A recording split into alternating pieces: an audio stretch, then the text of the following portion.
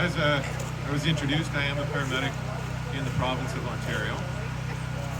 The reason I'm coming here to speak to you guys today is that I feel like our medical system has not done anybody justice. So one of the biggest reasons why I'm here and why I'm speaking out is basically what Kevin had said, is they're forcing most of us to receive this so-called vaccine, and what they're trying to do is push it on us. So I'm going to quickly recap of what has transpired over the last 2 years of my career and kind of give you an idea of some of the stuff that the media is pushing out to you and what was actually transpiring. So I'll try and make this short and sweet. So 2 years ago, everything was normal, right? For most of us, we were going about our daily lives. And basically what had happened is in March of 2020, they declared the pandemic. And from that day onward, things started to take a toll on everybody. So every day I'd go into work, they would say to us, there's tens of thousands of people out there sick, we just don't know about it. After a short period of time, within a few weeks, hospitals went from being full to empty. And so that started to kind of make my brain think about things as going like, look at people call because they cut their fingers making supper, they trip and they fall, they're a little bit short of breath due to other disease processes, they call right away. So if this virus is out there making people sick, and you're telling me that public health is saying there's tens of thousands of people in our community, then where are these individuals? And so before I go any further, I just thought of this. I want to make this declaration to those who are recording. This is my view, only my view. This is not my employer's view or public health's view or my medical director's view. This is my experience, things that I've experienced, okay? So I'm not giving you anything that I haven't seen with my own eyes or colleagues of mine have shared with me.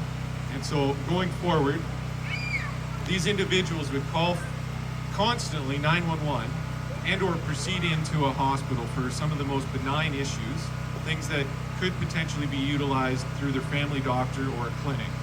So when they'd sit there at the beginning of every shift and say to us, hey, numbers are rising, data showing that there's tens of thousands of people out there super sick, I started to question that. Going into hospitals and seeing a place that was jam-packed, which our hospitals all across this nation are always stressed. They're always at full capacity. Nursing staff and physicians are inundated with patients, nowhere to put them. It doesn't matter where you go. Whether it's Quebec, Ontario, BC, it doesn't matter. We have an aging population that is always filling up our hospitals. So to see literally like a light switch walk in one day and have the hospital full in the emerge room to empty, to the point where when I'm bringing in patients, the nursing staff there were extremely happy to see me. They were bored. As you all know, you've seen TikTok videos of fire, police, paramedics, nursing staff, physician staff, any of these professions that have been typically stressed were then not being stressed. Every time they locked us down, our call volume or our hospital visits dropped. And so that started to make me think, like, what is going on here, right? And so as time went on, things just didn't add up to the point where we fast forward, and now we're into 2021, or approaching 2021. Our call volume through the summer kind of went back to normal. There was a little bit of people coming into hospitals because they felt a little bit safer, because that fear tactic was definitely there. I was having to convince patients who were actually dying from having heart attacks or strokes to go to the hospital. These individuals didn't want to go because they were fearful of COVID. Meanwhile, their heart is about to stop, and I'm trying to convince them to go. And I literally had to say this to individuals: you will not have to worry about COVID because you will be dead before it can infect you. And so those individuals, fortunately, I was able to convince them to go, and they did. But that fear tactic that you were seeing pushed by the media, and they would use terminology, hospitals are filling up and COVID is on the rise. You would connect those two things together and think that the hospitals were filling up full of COVID. when that wasn't true. In the hospitals that I see or go into, sometimes there was very few individuals there. 14 patients out of a hospital that can have up to 3,000 people in it, or combined between different regions, there's 3,000 capable beds, and yet we've only got 20 to 30 people scattered throughout the region.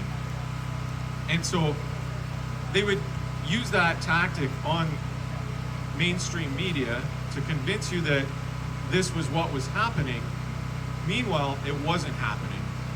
And they continued to use that tactic to even, like I was saying, pushing forward towards 2021. They flip that and say that the unvaccinated are filling up the hospitals, and they play mind games with that. But really what was happening through that period is that people were lacking in medical care because they were either too afraid, or my colleagues, whether it be a physician, nurse, paramedic, more so surgeons, were canceling operations or not providing treatment to these individuals based on the COVID narrative. And so these individuals were dying at home or becoming extremely sick, and that to me was it was wrong.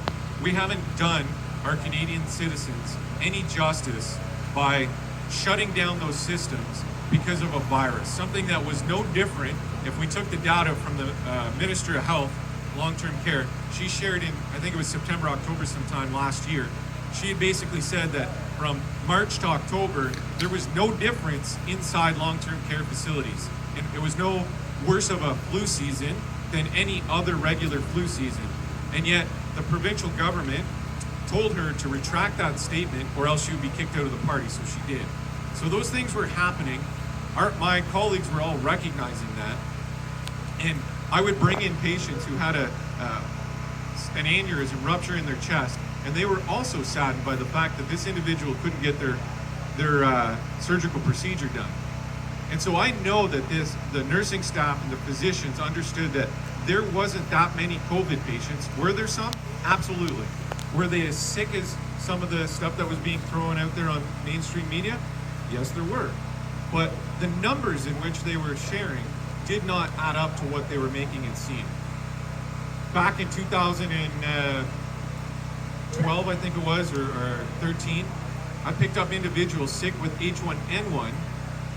Yes, the pandemic was in 2009, but yet still in 2013, 2014, 2015, you can look this up on the WHO website. It was the leading cause of influenza. I was picking up individuals as young as 35 suffering from this kind of infection, and they too died. Yet nothing was being shared or fear-mongering happening through the mainstream media. So to me, it was very confusing why we all of a sudden pushed this to the extreme when all of us know that this is nothing out of the normal, other than the reaction that was happening was abnormal. So as we get into 2021, my employer started saying, hey, we've got this so-called vaccine or the unwanted substance for you. Why don't you go get one? And I said, absolutely not. I've been doing a lot of research and reading, looking at our track history on vaccines, period. We push something out this quick, it has a very negative effect off it. So I'm gonna wait. Well, you might need to have it, the ministry might mandate it, blah, blah, blah, blah. Anyway, short period of time goes by, 3-4 months, I start to notice an influx of abnormal calls where I'm picking patients up 3 and 4 times for a stroke or a heart attack that they've had multiple times in a very, very short period of time. Initially, once we had introduced this into the elderly population or the at-risk population inside long-term care facilities, it wasn't a big raising of the flag, let's call it, because unfortunately these individuals do have issues that pop up and continue to pop up. So it wasn't abnormal to see that. But what was abnormal is that having 2 or 3 in 1 week and seeing that in multiple patients over and over and over and over again, to the point where by the time we introduced it into the younger demographic, I was starting to have patients that were 30 years old that I would be saying, you're having cardiac chest pain. It was abnormal to have somebody at the age of 30 having 2, 3, 4 a shift out of the 6 or 7 calls that we were starting to do, because our call volume in 2021 started to ramp up after we started to vaccinate. people were going back to normal. They were less fearful. But the one thing that I saw is that the injections were going into these individuals, and we were getting complaints through 911 of 911 calls that our call details would start. Patient received their COVID-19 vaccine X number of days ago and now is complaining of this, or has been having this issue since their injection. And we were doing many calls like that. So as things continued, I started to see 37-year-olds where I'm diagnosing them with what we call MIs, myocardial infarctions, or a heart attack, where their heart is dying. And we would take them to the local cath lab, and they would be diagnosed with a heart attack, and they would receive treatment for that. Don't get me wrong, this does happen in individuals every once in a while. They tend to be extremely unhealthy. They tend to have comorbidities such as diabetes, hypertension, cholesterol, or a strong family history of that in their line of family where they're having heart attacks at young age.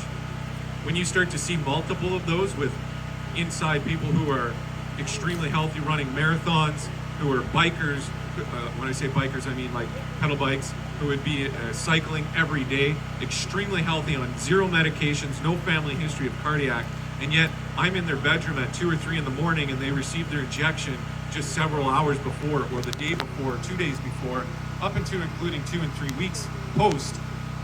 That's abnormal. I should not be doing those kinds of calls. I hadn't done those types of calls other than sporadically, 1 or 2 over the course of a year maybe, right? And even talking to my colleagues, they too were doing it. So it wasn't just me, and yet they continue to not actually connect the dot, or were too afraid to open their mouth and be vocal, which leads me to the point where I am today, being extremely vocal for all of you as well as my colleagues, because they are trying to force us to take this substance that I have now witnessed hurting individuals that our colleagues inside hospitals are unwilling to shut down. They're unwilling to diagnose it and put it in the diagnostic line, which is where it's captured. So what some physicians are doing is they're mentioning it, talking to the fact that the individual received their injection, but skipping that diagnostic line and not putting it in there, saying vaccine-induced whatever, whether it be myocarditis, which all of you I'm sure have heard of, or pericarditis, endocarditis, those things that are happening. Which, another point I'd like to make, when the media says that these individuals are recovering from myocarditis, yeah, they're recovering from that event. They're not recovering from a health situation. They're just recovering from myocarditis. So what it is no longer is myocarditis, it's now heart failure. So what the media says to you is, this individual, let's say 300 of them were diagnosed, and X number of them have recovered. Well, what they're not telling you is that studies out there show viral myocarditis has a 50% mortality rate for people within 5 years, and 20% fatality rate for individuals. So you've got a 20% within 1 year and a 50% within 5 years. Those individuals are having to go and seek major cardiac assistance. And across this country, our heart specialty hospitals are now making clinics to treat these individuals. And so, to me, not understanding why we aren't shutting it down, but yet we're making clinics for them, and they're still pushing this on us and not admitting to it, is the reason why I'm here today and have been on different media platforms speaking. Because I want the right. It's really about pro-choice. They've been pushing that narrative on us for years and years and years. And yet they're not giving us that option. They're now coercing us, extorting us, excuse me, and putting us into financial ruin for some of us. And so to me, it's not okay to assault individuals who are experiencing massive side effects. So that's the biggest thing. It is not safe the way that they are saying. I want to encourage everybody to do their research, and I'm sure most of you, since you're here, have. You've done your research, you understand that. And I'm coming to you today to say to you, what you've been seeing on these so-called alternative media sites, it's true. It is true. These individuals, the unvaccinated, are not filling up the hospital. The vaccinated are. Just recently, an Ontario physician quit her job and posted about it, saying as many as 80% of the individuals that she's seeing in Emerge are the ones occupying the emergency room and being admitted for various undiagnosed reasons because they don't have tests that are specific to it, so they have to rule everything else out. So that is what is happening. That's what's been happening. And now they're trying to force, like Kevin said earlier, this substance on us, and they're trying to take our jobs away, and it's not okay. So I want everybody to be aware. We just want the choice. The choice has been made. I am unvaccinated for this disease, and I will remain unvaccinated from A, my research, B, what I've experienced, and it's my right to do so. And so that's what I want to encourage everybody here to do. Stand up. We are going to stop this nonsense today. And I want to encourage everybody else who is courageous enough to do that. If you're in a profession that you have access to this type of information or have experienced these kinds of things, it is time to stand up. They have declared war on us. They're going to take our livelihoods away from us. They've made that quite clear. I'm in a couple of groups. One of them is Courageous Citizens. If you guys want to assist us there, it's courageouscitizens.com. By all means, assist these Stand For Thee or Take Action Canada or Action for Canada. Get involved in these groups. We need people who are in a position to stand up and actually come forward. There is no other way for us to be able to stop this than to come up and do what I'm doing today. We should not have fear. I am a Christian man. I serve a God that tells me not to have fear, and I will not live in fear, and I will conquer this evil that is taking over our world. And I encourage all of you to do the same. If you have any questions, by all means, talk to me in the back. I can talk for hours. I want to let the other speakers have a chance. All right, thank you very much.